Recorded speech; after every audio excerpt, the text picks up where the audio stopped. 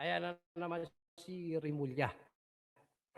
Talagang gustong anuhin ang batas, mga kababayan, 'no? Dahil alam niyo, etong Ombudsman Rimulya na ito, mga kababayan, dahil nga sila ay magkakasabwat, 'no, imbis na ang kasuhan ay yung mga nagnakaw sa kaban ng bayan, eh, ang talagang gusto nilang kasuhan si VP Sara, eh.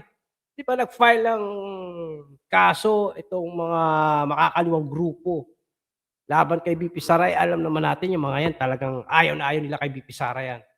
At nagkampi-kampi nga sila, mga kababayan. Nagkampi-kampi sila, 'no, ang mga ululyanistang tanga, mga dilawan, piklawan tae, yang mga 'yan. Sanib puwersa na 'yan. Ngayon, merong isang abogado, ito si Attorney Panelo, 'no, na nagpaliwanag tungkol dito. Actually, kahit si Attorney Rowena Guaso, sinabi niya talaga na hindi po puwedeng gawin ni Ombudsman Remulla kay VP Sara 'yon, dahil si VP Sara ay isang impeachable officer. Yung kakasuhan, pabubuksan yung bank account na kahit wala pang kaso. Mahilig sa shortcut ito si Remulla, kung naalala niyo nung panahon siya ay DOJ secretary, 'di ba? Wala pang kaso, gusto niya gusto niya sumuko na. 'Di ba si Bantag, naalala niyo si Bantag? Pinapasuko niya na si Bantag pero wala pang kaso. Eto naman si Teves, gano'n din, gusto nilang kahit wala pang fina-file na kaso, mahilig sa shortcut. Kaya nga marami nagsasabi, ito si Remulla parang si ano rin 'to, sa Tulfo, si Erwin Tulfo, mahilig mag-bend ng law. Ngayon, sino ba talaga dapat ang kasuhan? 'Di ba dapat yung mga nagnakaw sa gobyerno? 'Di ba? Hindi naman dapat si VP Sara, eh. Kaso ang ginagawa nila, mga kababayan, dahil nga balakid sa kanila si VP Sara sa 2028, yun talaga ang pinupuntirya nila. Gusto nila, sila na lang maglaban-laban. Yun ang gusto nila mangyari. Kaya eto ho, mga kababayan, panoorin natin itong paliwanag dito ni Attorney Panelo, no? At kung napanood niyo kay Attorney Rowena Guanzon, ayan ang mga matitinong abogado kasi. Yung malalawak ang pag-iisip, sumusunod sa konstitusyon. Talagang sinusunod ang totoong proseso ng batas, no? Yan si Attorney Rowena, ito si Attorney Panelo at iba pang mga matitinong abogado. Maliban sa mga ayaw kay VP Sara, kahit na alam nilang mali sila, pinipilit nilang sila ay tama. Binabaluktot nila ang batas. Diba? Nililin lang nila ang taong bayan, kaya may mga kababayan tayo na mga talogis na rin. Oo. Gaya nung, ano ba yung pangalan nun? Si Shell Magno ba yun? Yung nag-pretend na siya ay siya ay pumapabor na sa mga Duterte, pero yung pala nililin lang niya na pala ang mga DDS, kinukuha niya lang ang suporta, simpatya, no? Tapos lumabas niya ang totoong kulay. At kasama rin siya sa pag-file ng kaso. Shell Magno ba yun? O ano ba yun, yung professor ng UP? Nakalimutan ko pangalan ng babaeng yun, eh. Wala. Talagang basta mga miyembro ng makakaliwang grupo. Walang tama sa kanila. Kumbaga, ang Duterte laging mali sa kanila. Kahit wala namang nilabag na batas. Okay, pakinggan natin ito si Attorney Panelo, mga kababayan, ha.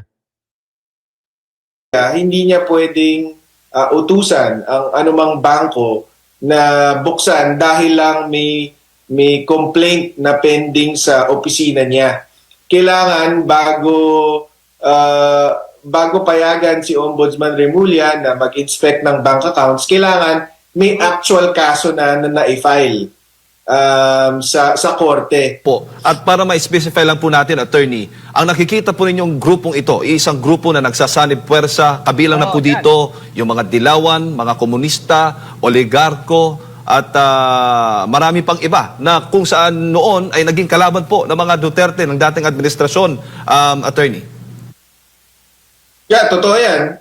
Sila rin naman ang complainant dito sa plunder complaint laban kay VP Sara. Pero idagdag ko lang na actually, yung gusto nilang mangyari na magkakaroon ng pagbukas ng bank accounts ni VP Sara Duterte dahil sa pag-file nila ng kaso sa ombudsman.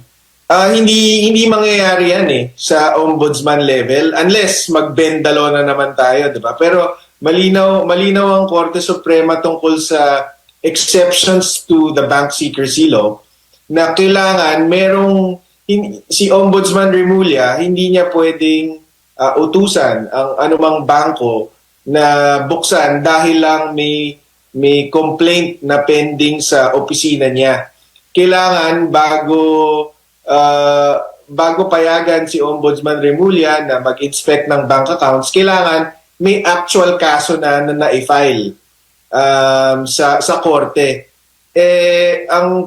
Ang tingin ko dito is malinaw naman na ang impeachable officers hindi pwedeng kasuhan yan habang nakaupo. Pwede mo silang kasuhan pagkatapos.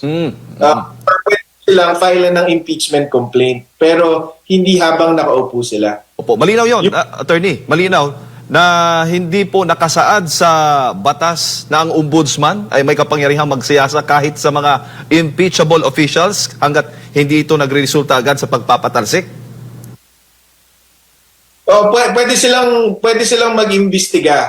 Ang pinaka pwedeng gawin na ng ombudsman pagdating sa impeachable officers is mag-refer ng impeachment complaint sa Kongreso. Yun na yung pinaka pwede nilang gawin laban sa impeachable officers. Pero doon naman specifically doon sa gusto nilang mangyari na magbukasan ng bank accounts, kailangan meron ng either kaso na na-file sa korte or meron ng impeachment complaint na nasa Senado na.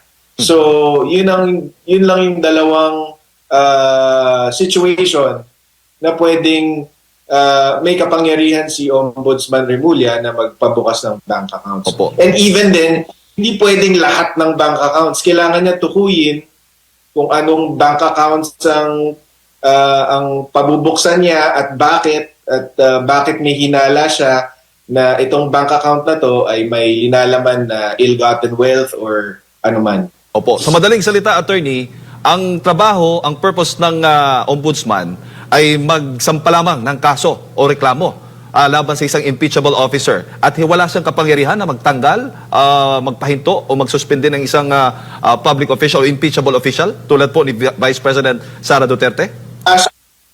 Yung gano'n, tama yung sinabi mo.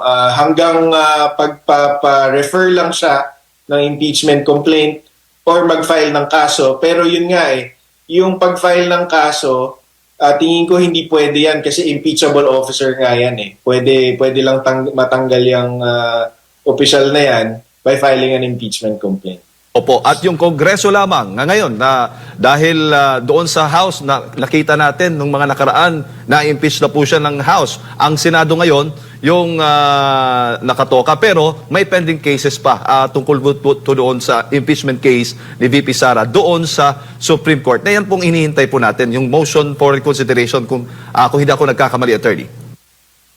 Tama yan. So binasura yung impeachment complaint ng Korte Suprema, nag-file naman ng motion for reconsideration ang House of Representatives ata. Pending pa yan sa ngayon, pero kung tutusin, pwede silang mag-file ulit. Sabi kasi ng Korte Suprema, nag-start yung bilang ng 1-year period noong February 2025. So, pwede na sila ulit mag-file sa February 2025 naman. 2026. So nabanggit din po ninyo, attorney, na clearly partisan yung ombudsman natin ngayon. Tama ho ba? Talaga naman no? May pinapanigan talaga itong ombudsman natin. Doon siya sa kasi nga mga kababayan, gusto talaga nilang makulong, makasuhan si VP Sara para hindi makatakbo sa 2028. Yun talagang habol nila. Obvious na obvious itong si Boying. Bakit si Tampi hindi niya kasuhan? Yung ibang mga kinanta ni Saldico, bakit hindi nila file ng kaso? ang inaano lang nila si VP Sara eh. Hindi naman si VP Sara ang problema ng Pilipinas, sila ang problema ng Pilipinas. Mga walang hiya sila, talagang Duterte lang talaga ang tinuturing nilang kalaban. Ang laki ng pakinabang nila noon sa Duterte, ngayon tingnan niyo, sabwatan sila, nakipagkampihan sila sa mga mga makakaliwang grupo para talaga pabagsakin 'to si VP Sara, pero hindi sila magtatagumpay. Eto pa mga kababayan, yung part 2. So ang ganda ng paliwanag dito ni Attorney Panelon at, yun nga, kahit siya alam niya rin naman talaga na ang pakay lang talaga ng mga 'yan ay para hindi makatakbo si VP Sara sa 2028. Dahil nga wala talaga silang laban, eh. Wala silang laban, wala silang ano, eh, wala silang hindi nga sila umaangat sa survey, eh, yung kanilang pambato, eh. Pakinggan natin 'to si ito part 2 ng 'no, pakinggan natin itong, continuation ng video na ito. Ito. Pilipino eh. Pero Umpisahan. tama, kaya din, alam mo, normally, hindi mo naman, diba, karapatan naman ng bawat mamamayan, bawat Pilipino na magsampa ng reklamo. Diba? So, hindi naman dapat yan kinikriticize or pinupuna na bakit ka nagpa-file. Karapatan yun ng bawat Pilipino eh. Pero, yung konteksto kasi na sinubukan yung impeachment, hindi kayo nakalusot, tapos meron tayong malaking skandalo sa flood control. Pero ang pilit dinidiin nyo, si VP Sara. Diba? Tapos ipa-file mo siya sa isang opisina na clearly partisan, meaning may pinapanigan.